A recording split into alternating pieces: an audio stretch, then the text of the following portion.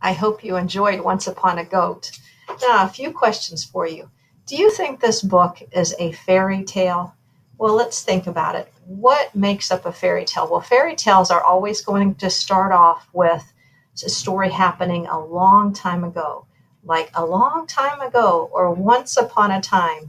Did our story start out like that? Well, it's right there in the title, Once Upon a Goat. So, yes, it did.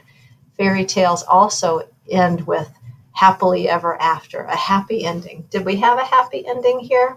Oh, yeah, I think so. And fairy tales also have an element of magic.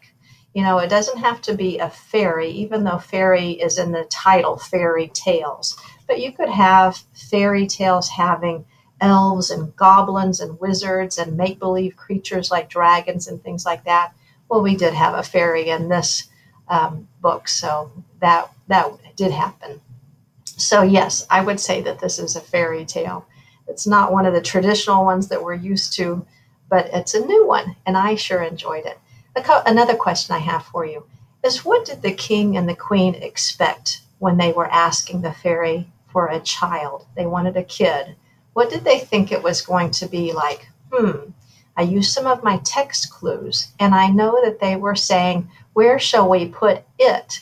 Shall we put it by the roses on the mantle? So I don't think they had a good idea about what having a child was going to be really like. And when they got that kid, the goat, they were so disappointed. They were like, oh, what should we do with this? And they wanted just to leave it outside. And so another question is, what changed? Why did they really want to keep the goat at the end? Because they did not want a goat to start off with. Now, I think, let's see if you agree with this, that they got to know the goat. They started to play with the goat and have fun and read books and play games and make some connections with this goat.